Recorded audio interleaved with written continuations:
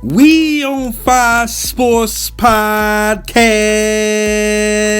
The Spot, season number 4, episode number 37. And yeah, man, appreciate you guys checking in, man. Hope you guys had a great weekend. March Madness is here. I know you guys was able to check out the NCAA tournament over this weekend as that jumped off across the sporting landscape. And if you're first time listening, I appreciate all the love and the feedback. We on Fire Sports Podcast, The Spot. We provide hot fire takes and analysis across the sporting landscape. And if you're OG of the show, I appreciate the check-in. I appreciate your ear and all the love.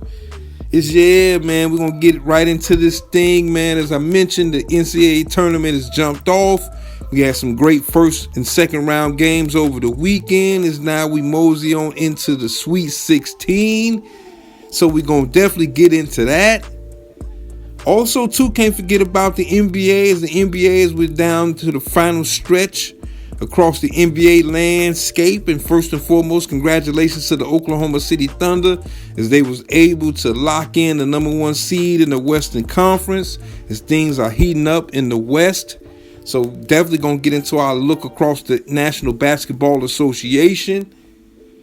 Also, too, we got a homecoming in the NBA, man. We got a big-time homecoming in the NBA, man, as Jimmy Butler and the Golden State Warriors travel to Miami to take on the Miami Heat tonight.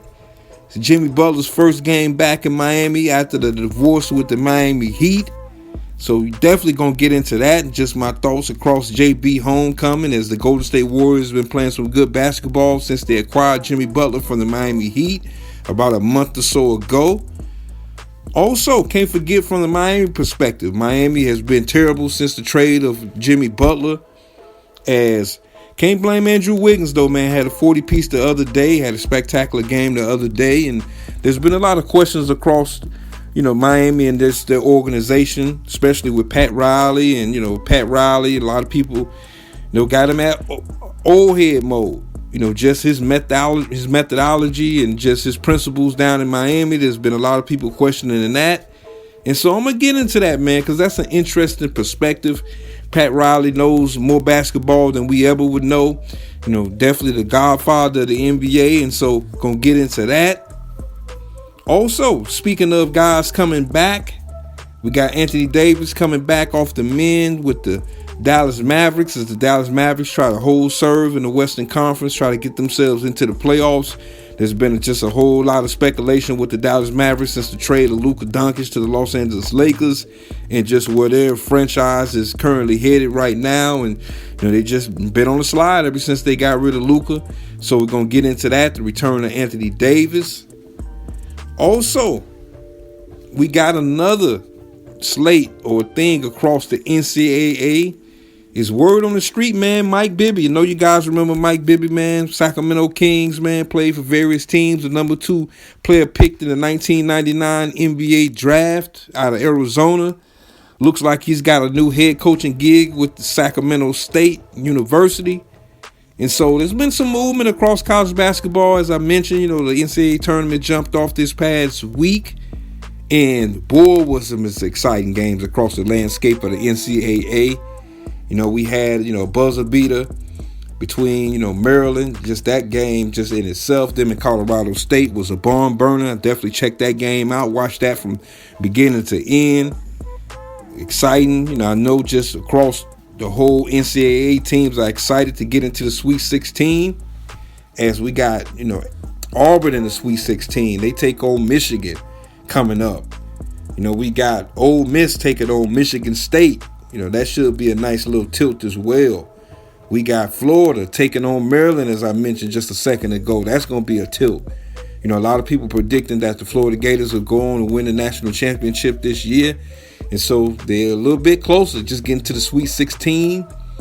Also, too, we got Texas Tech, the Red Raiders. This is a team that, I got a chance to watch in the Big 12 this season. I had high hopes for them coming into the tournament. They get into the Sweet 16.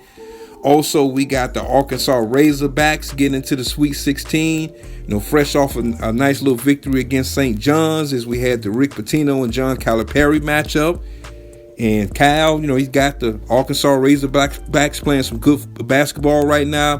10th seed coming into the tournament. Cal, the season didn't start off too great for the Arkansas Razorbacks, but ever since they got that win up in Rupp Arena, man, in Kentucky, in the SEC Conference, they've been playing some good basketball, man. So shout out to them. Also, can't forget about Duke. Can't forget about the Dukies, man. Cooper Flagg and the Duke Blue Devils and John Shaw, the head coach, they get into the Sweet 16 as they got a hot matchup against Arizona. Arizona is another team, man, that's been playing some good basketball. Athletic Ball Club, man. I'm liking what I'm seeing from Arizona. They've been a little bit under the radar so far, but shout out to them getting into the Sweet 16. Also, we got BYU in the Sweet 16. This is the first time BYU has made the Sweet 16 in over 40 plus years. Last time they made the Sweet 16, they had Danny Ainge playing for the BYU school, man, back in the early 1980s, man. So they get into the Sweet 16. Another team that I've been watching all season making the Sweet 16 as well as they lock horns with BYU would be Alabama. They get into the fold of the Sweet 16 as well, as we got 7 teams in total from the SEC in the Sweet 16. As we all know, they had 14 teams going to the NCAA tournament this year, the most of any conference in the history of the tournament. Also, we got Houston. We got the Houston Cougars, man. This is a team that, I predicted win the national championship this year. They get into the Sweet 16 as they lock horns with Purdue, representing the Big Ten. So that should be a nice little tilt as well. And then finally, the final 2 teams in the Sweet 16, we got Kentucky. Mark Pope in his first season at the University of Kentucky. He's done a great job this year. They get into the Sweet 16 as they will take on another SEC power in the University of Tennessee, the Volunteers. And got a chance to watch Kentucky play this weekend. They took on my Fighting Illini, man. They was able to knock off my Fighting Illini. And, as I mentioned, Mark Pope, this is his first season at the University of Kentucky. Former Kentucky alum, was on the 96 championship team at the University of Kentucky under Rick Pitino. And they playing some good basketball, man. I was impressed by them. I was sad that my Illinois Fighting Illini got knocked off, and Brad Underwood got to go back to the drawing board with the Fighting Illini. Last year they lost in the Elite Eight to the University of Connecticut. Connecticut, got that repeat on. But Connecticut, they took an L. And, I just think, looking at the emotions of Danny Hurley, the head coach of the University of Connecticut, man, after the game, man, shed some tears. And this is a passionate coach, very passionate coach. And, it's very difficult. To win 2 championships in a row in the NCAA, just in my lifetime of watching college basketball, I've only seen it done 3 times, with them. Obviously we had Florida, which I was in the building, when Florida was able to repeat.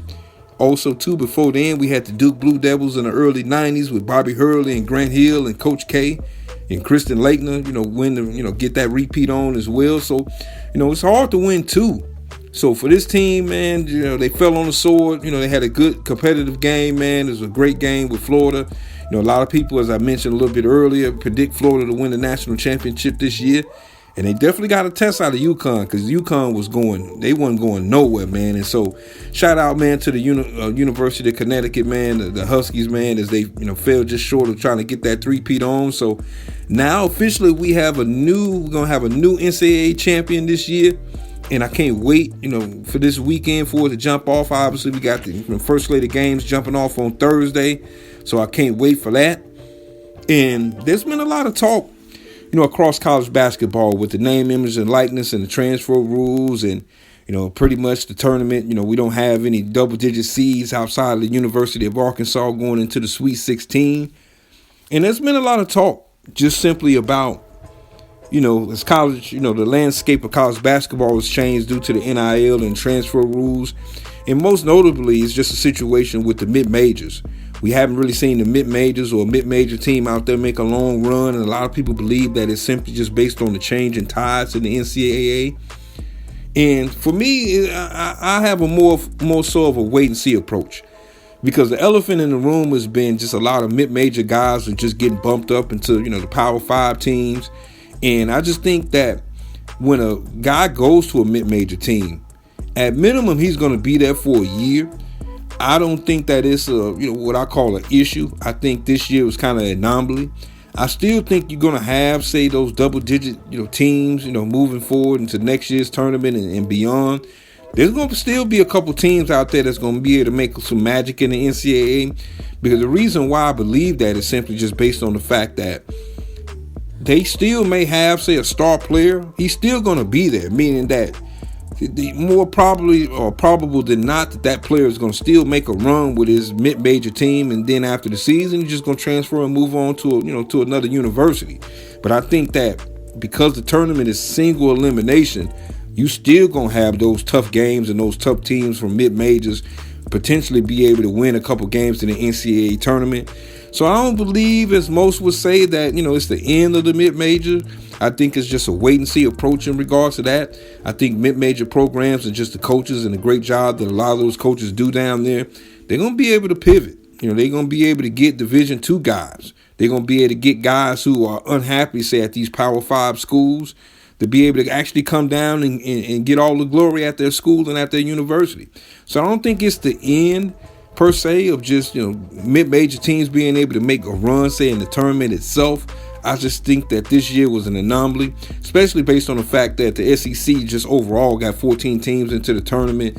Just at the end of the day, usually most teams from power conferences at the most get anywhere between 8, maybe 10 teams, maybe. So if you just think about it, them getting 14 teams, in my opinion, just puts it in a position where mid-major teams, they lose off of that. And so they basically kind of lost maybe about 4 or 5 spots just in the tournament overall. So we'll see what that thing do moving forward, man. But I'm definitely excited as we get a little bit closer to the Final Four down in San Antonio coming up. But that's my look across the college sporting landscape. Coming up, gonna get a little bit into the NBA. Also, too, we got a special shout out, man. And I will say this. Very, very sad news just hearing over the weekend, man, the passing of Big George Foreman. George Foreman, man, former heavyweight, 2-time heavyweight champion of the world. Won the heavyweight championship back in the 1970s from Joe Frazier. Down goes Frazier. That's just one of the things that, is just synonymous with Howard Cosell. And just a great guy, man. Just George Foreman is just the American dream.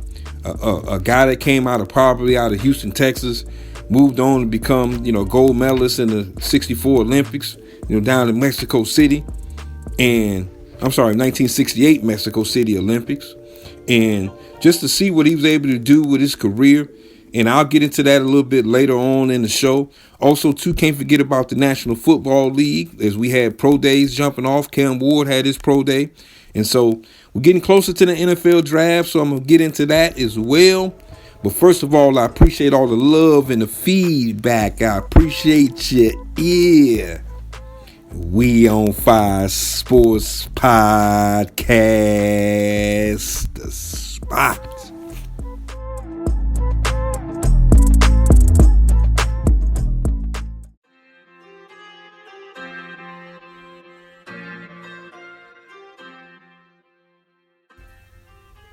Welcome back.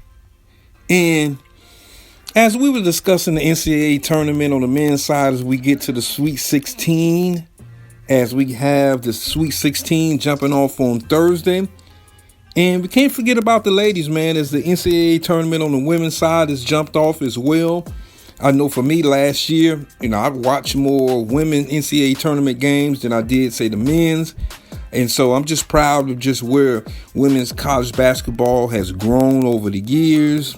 And last night we had an unfortunate situation with JUJU Watkins, man. JUJU Watkins, if you guys hadn't heard by this point, blew out an ACL last night as the USC Trojans. Definitely a contender to win the national championship in the women's tournament. Went out last night, and it was like a bomb had went off, man. It's like a bomb had went off. Because JUJU Watkins, to me is, the best player in the country. My favorite women's college basketball player, man, just with the skill set that she has and just how polarizing she's been. Also, too, for the USC program. And it was like a bomb went off. just watched the play over and over again, and I knew at the time of watching the play what time it was, man, and just feel so bad for JUJU Watkins, man. Not only her, but USC. As USC has the number 1 seed in the women's tournament, they was able to handle business in the game, but this is devastating for her.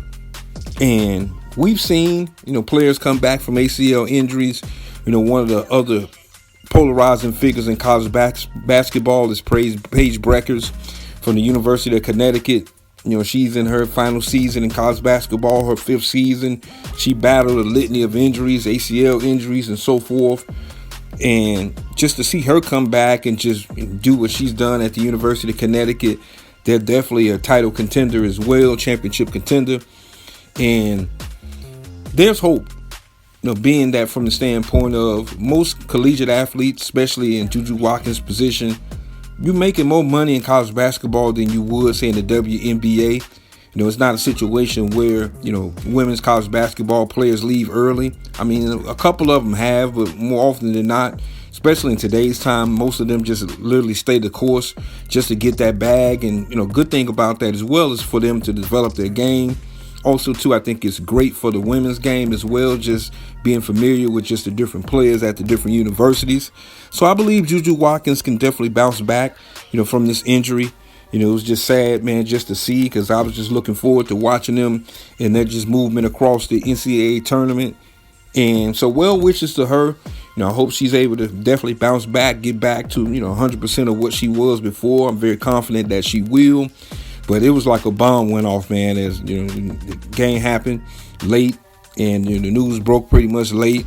And as I mentioned, I just kind of knew what it was once I saw the play and saw the injury, what time it was, man. So well wishes to JUJU Watkins and the USC program moving forward. And now we transition to the NBA. And speaking of people being hurt, we had the return of Anthony Davis. Anthony Davis came back into the fold for the Dallas Mavericks.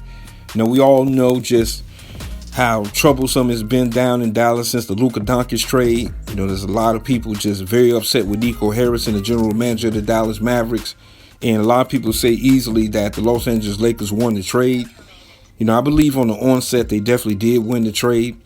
I think for me, I had high hopes for Dallas, after the trade, especially with Kyrie Irving and Anthony Davis and just the roster and the complete roster that the Dallas Mavericks was able to kind of build. But Kyrie Irving went out with the ACL injury. His season, was over about a month or so ago. And that kind of ended the hopes for me for Dallas being or having a puncher's chance at winning the championship this year, being a contender in the Western Conference. Anthony Davis went out soon thereafter. And so he came back, he had a good game. I think the Dallas Mavericks right now, they're fighting just to get into the playoffs. They're fighting, for that, for that final seed into the playoffs, as they're a little bit behind, the Phoenix Suns right now. And it was good to see him back. Like as I mentioned, Dallas, for me and for Nico Harrison, they have to make the playoffs. Even if it's a short stint, they have to make the playoffs this year. I just think for them, they're gearing up pretty much for next year at the return of Kyrie Irving. I'm not sure exactly when he's going to be able to come back next season for them. But, just with the roster they have, I think next season, they may have a puncher's chance at being a contender, especially with Nico Harrison more likely than not making some moves during the offseason for Dallas just to kind of get them, back in the perch that they was at. But it seemed like it was many moons ago that this team made the NBA Finals just last season. Luka Doncic, put himself up there at a higher perch, getting the Dallas Mavericks to the NBA Finals as they lost to the Boston Celtics last year. And so we'll see what it do for Dallas moving forward. As I mentioned right now, if the playoffs started today, they'll be out of the playoff race. They're right behind the Phoenix Suns, another team that's been very, underwhelming so far this season. So we'll see what it do. And also on the NBA tip, we have the situation with the Golden State Warriors. Golden State Warriors made a big-time deal bringing in Jimmy Butler from the Miami Heat. That whole situation down in Miami with Jimmy Butler and Pat Riley came to a head as the Miami Heat moved on from Jimmy Butler, traded him to Golden State. And now we have a homecoming, man. We got a homecoming for Jimmy Butler as the Miami Heat take on the Golden State Warriors And since the trade has jumped off, the Miami Heat has been just sliding down a razor blade into an alcohol river. They was definitely into a slide. And there's been a lot of talk. There's been a lot of talk about Pat Riley and just, his methods and his moves. Are they still relevant across the NBA landscape? And if players want to really go down to Miami and play some ball for the Miami Heat. And for me, I think it's hogwash. Because Pat Riley, man, he's the godfather of basketball. This team, after we had Dwayne Wade and Chris Bosh and LeBron James lead the Miami Heat, this team has made the finals twice since then. Twice. And so I think that, Mickey Arison, the owner, Pat Riley, running the show down in Miami, Eric Spoelstra is one of the best coaches in the National Basketball Association. I think this team will be able to bounce back. I do think the pieces that they got back from Jimmy Butler is serviceable pieces. I mean, you bring in, Andrew Wiggins, who just came off a 40-point game the other day. And so I think that they do have talent. Tyler Hero's been playing at an all-star level all season. You got Bam Adebayo down there. And so I just think that the Miami Heat, for them, this season has kind of been what I consider like a lost season. Even though right now they're holding on to the 10th seed, I think they're going to maintain either between the 10th and the 9th seed. As my Chicago Bulls presently right now sitting in the 9th spot. Shout out to Kobe White. He's been playing some outstanding ball. Back-to-back player of the week for them. And so I think that Pat Riley, at the end of the day, there's a lot of hate out there for him. And I just feel it's hogwash from the standpoint of what's wrong with working hard, man, and just sticking to your craft. What's wrong with that? What's wrong with holding players to a high standard? I mean, these guys are making tens of millions of dollars, man. And the only thing that Pat is trying to do is have players just simply be accountable and literally do their job.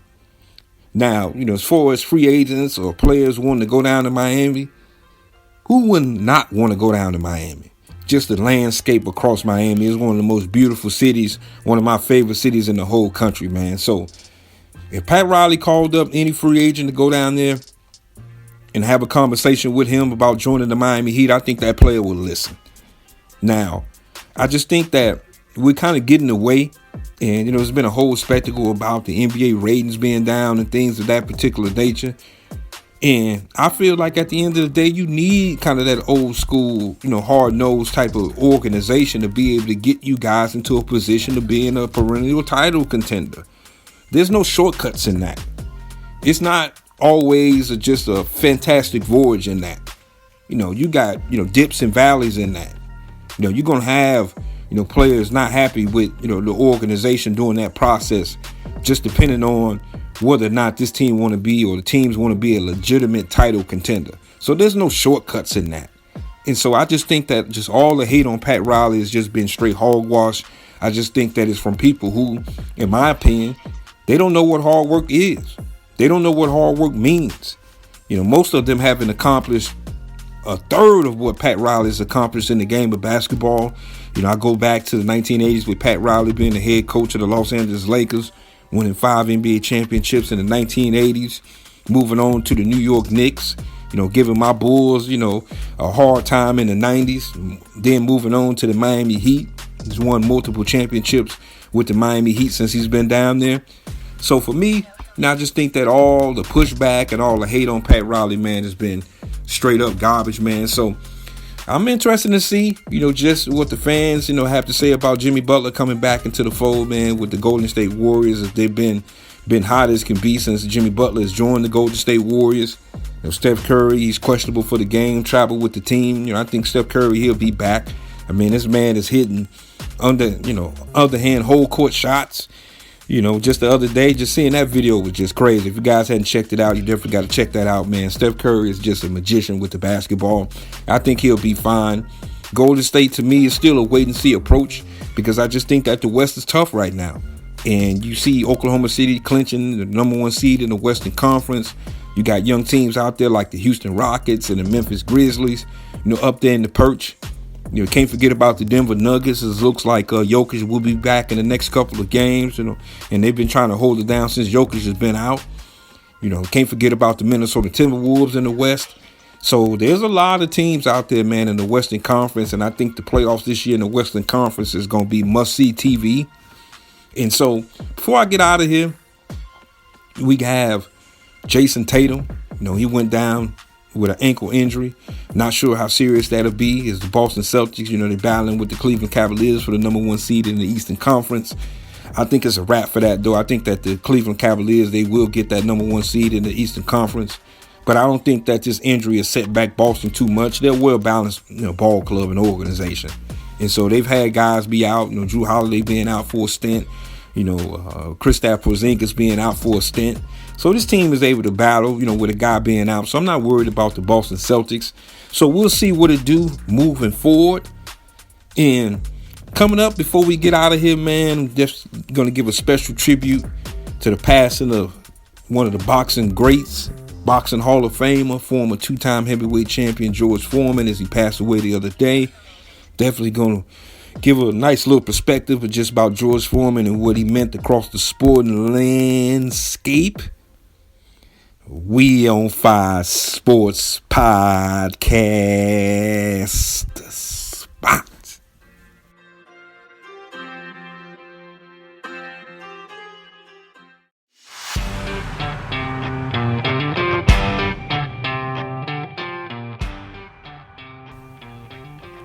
Before we get out of here, first and foremost, I appreciate your ear. I appreciate you guys checking in.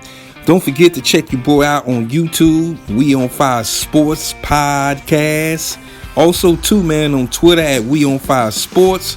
Also, too, on Facebook as well. We on Fire Sports Podcast. And over the weekend, man, we had a passing of a great man. A passing of one of the great sports figures across all the sports. And it definitely was sad to see, man, because this man, he just represents just being able to bounce back. And what I mean by bounce back is George Foreman became the heavyweight champion of the world, knocking out Joe Frazier in one of the most epic boxing matches of all time. Can't forget about Howard Cosell calling the fight. Down goes Frazier. Man, that was an epic fight. And, I've watched that fight, many a times over and over again, man. And George Foreman, man, he came out just determined and just handled the great Joe Frazier, knocked him out, knocked him down about 6 or 7 times, man. That was just crazy, just to say the least. And then can't forget about the Rumble in the Jungle with him and the great Muhammad Ali, as most people thought that Muhammad Ali would get killed in the ring over in Zaire. And George Foreman ended up getting knocked out in that fight. A lot of people looked at him as the big bad bully, one of the biggest punchers I've ever seen in the heavyweight division. A lot of people talk about Mike Tyson in today's or more recent times, man. But George Foreman, man, was the hardest hitting dude I ever seen in a boxing ring. And lost the Rumble in the Jungle. And not only did he lose that fight in the ring and lost his heavyweight championship that night, but he lost himself that night. And tried to get back to the heavyweight ladder, fell short, ended up losing to Jimmy Ellis and retired from the sport of boxing. Went on, became a preacher, and spent 10 years of his life preaching on street corners down in Houston, Texas, and across the U.S. I remember being a kid, just remember seeing, man, how could this big bad dude, man, the baddest dude on the planet, now be on the street corner, man, just preaching the gospel. And then coming back in 1987 into the boxing world, making a grand comeback. And there was a lot of people that was very, very skeptical. He had ballooned up to 300 pounds. And, I'm a big boxing fan, so I remember watching his fights, Thursday night fights on the USA Network, fighting tomato cans and guys who didn't, wasn't really a contender at the time. And he worked his way up into a heavyweight title fight with the great Evander Holyfield. That was an epic fight. And George, even though in defeat, he showed that he was in it to win it. A couple years later, in 1994, an epic fight, became the world heavyweight champion of the world again at age 45, knocking out Michael Moore in an epic fight on HBO. I remember watching that fight live. And, man, he just, put a stake into Father Time, man. And for this guy to become the heavyweight champion of the world at the age of 45, the oldest heavyweight champion of all time, was just remarkable to see. He was motivational for just everybody, man, especially people at the time that was in their late 30s and late 40s, just getting back into the gym, getting back working out, man, getting themselves right. He was a big time motivator for that. And obviously we know him and his work with being a pitchman, most famously from the George Foreman grills, which we've all had the George Foreman grill. I remember having it in college. Definitely was a lifesaver. And so just to see a guy, man, go from a villain to just be one of the nicest gentlemen. Can't forget about his work on HBO as a commentator, man. I've watched many of fights of him commentating, him, Larry Merchant, and Jim Lampley.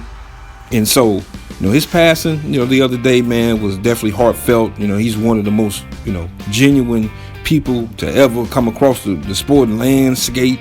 And just to see a person go from being a straight up heel, straight up a guy that people just, walk on the other side of the street when they saw him, to just being what he became, man, up into his death, and just, his belief in religion and being able to bounce back, man, I have to tip my cap. So first and foremost, man, condolences out to the Foreman family. I know it's, a tough situation for them. Also, too, for the boxing world, and just well wishes, man, and condolences out to his family. And so I appreciate you guys checking out episode number 37. We on Fire Sports Podcast, The Spot. We'll be right back at you guys, man, coming up towards the end of the week as the NCAA tournament jumped off. We're jumping back off with the Sweet 16. Also, too, the ladies conclude as well. Also, we got Major League Baseball jumping off on Thursday. Then we had the prelude, man, with the Chicago Cubs and the Los Angeles Dodgers and the Tokyo series. But the MLB season officially jumps off on Thursday, man. All my baseball lovers out there, man, it's nothing like opening day across the board. So once again, I appreciate all the love and the feedback. I appreciate your ear. We on Fire Sports Podcast. The Spot.